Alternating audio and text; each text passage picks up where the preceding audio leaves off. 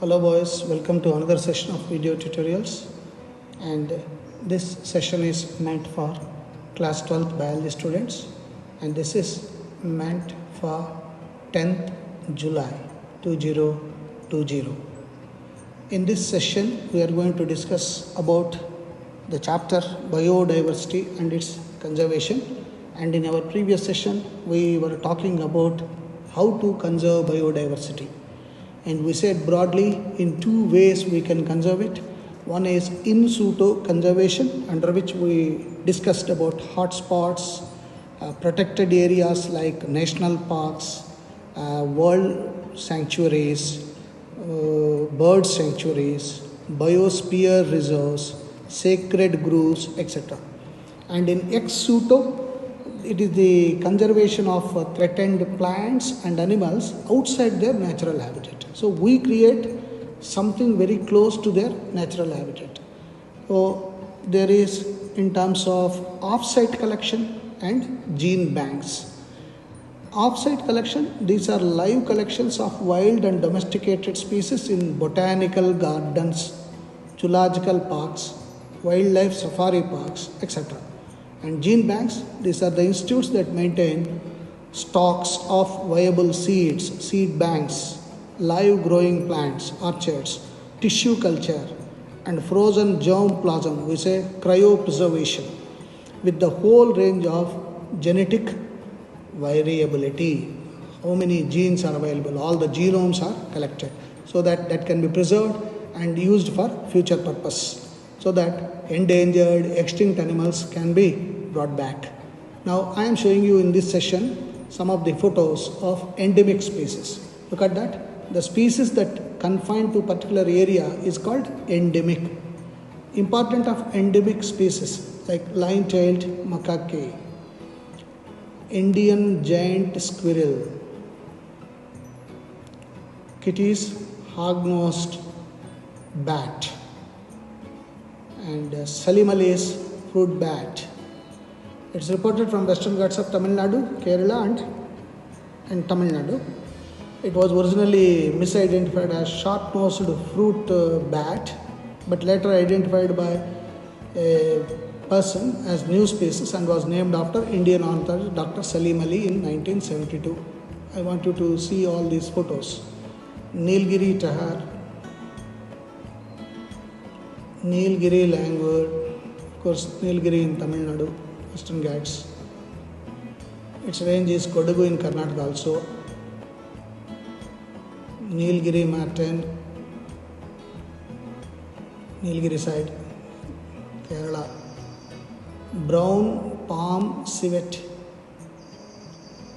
So it is distributed in Western Ghats, Tamil Nadu, Kanyakumari area, and Goa also. And as the name says, Madras, so distributed in Western Ghats. And just now I was talking about biological hotspots. Biological hotspots are natural environment with high biodiversity and endemic species. 34 hotspots in the world, 2 biodiversity hotspots are in Western Ghats and Eastern Himalayas. So Western Ghats, of course, we are very familiar. Adding to that, Eastern Himalayas, these are the hotspots. And threatened species, the species whose population number is decreasing and likely to decrease more in future. So endangered, we say. And yesterday I said IUCN, expansion, International Union for Conservation of Nature and Natural Resources. And Red Data Book, the book maintained by IUCN in which threatened species are recorded. It's called Red Data Book. So you got MAB, Man and Biodiversity Program, WWF, the World Wildlife Fund for Nature, IBWL, Indian Board for Wildlife, IBP, International Biological Program, and of course UNDP is very famous, United Nations Development Program. Major categories of threatened species: extinct and endangered. Extinct, no more, and endangered, they are at the verge of getting extincted. So you can see Asiatic lion, one-horned rhinoceros, line-tailed macaque, you just now saw, Nilgiri tahar, just now saw. So these are endangered. And then vulnerable. likely enter into endangered category. Wild goat, wild yak, barsinga, wild ass. And then you have got rare species, small population, very small population, which are neither endangered nor vulnerable, are called rare species. You got that? And then how to conserve? We were talking yesterday, two methods. In situ conservation, it is the conservation of wildlife within their natural habitat. National parks, as I said, sanctuaries, biosphere reserves. Ex situ, it is the conservation of wildlife outside their natural habitat, like zoos, botanical gardens, and gene banks, as I said, seed banks, offsite collection, etc. And the sacred species, traditionally conserved species of plant and animals on religious grounds are called sacred species. Like cow, we all consider it as very sacred. Tulasi, for example, neem, these are all sacred. So sacred groves, traditionally conserved patches of forest that dedicated to local deity are called sacred groves. Like you have got examples of this. Devarakadu, Nagharvarna, Bhutasthana, Devabhana, etc. And then sacred landscapes. These are all natural features. So in these areas, human activities and hunting is banned. So at Kollur, you got Kochadri Hills, Belgiri, Ranganatha Hills, etc. And the biodiversity is getting depleted because of various human interference. And anthropocentric causes of biodiversity, how man is responsible for this. So these are the list of activities that are performed by human beings which are responsible for depletion of biodiversity. One, urbanization.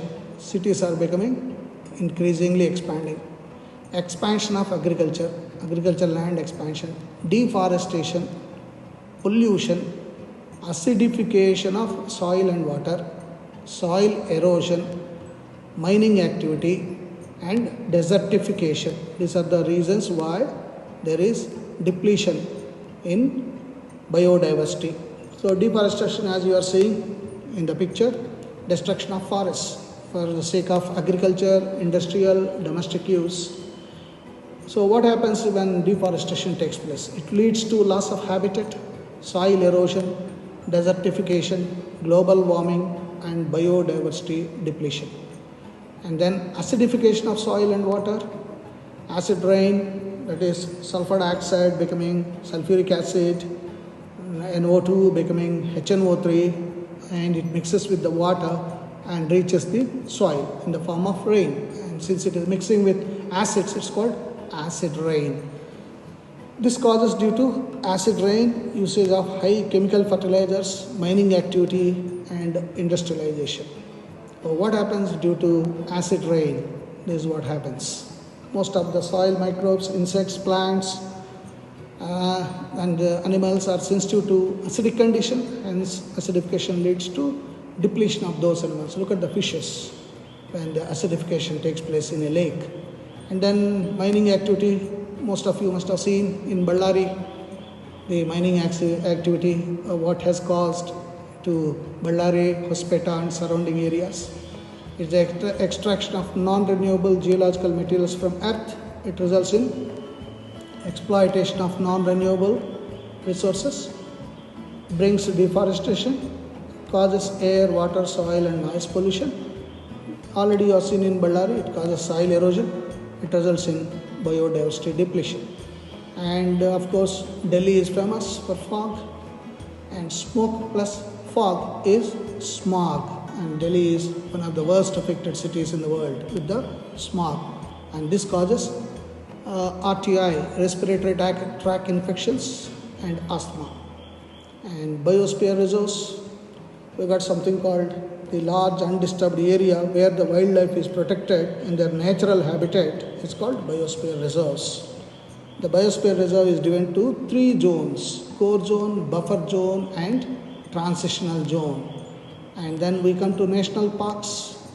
Important national parks you need to remember: Bandipur, our own national park in Karnataka near Bangalore, protected animals are elephants and tigers. If time permits, once the corona is settled down, go visit the Bandipur, have a night ride. And Kaziranga National Park at Assam, protected animals are one-horned rhinoceros.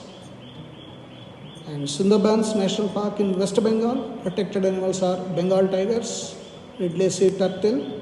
Look at the majesty of this. And Kanha National Park at Madhya Pradesh, protected animals are swamp deer. Gir National Park at Gujarat, protected animals are Asiatic lion.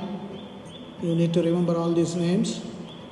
Manasa National Park at Himalaya foothills, protected animals are tigers, rhinoceros and elephants.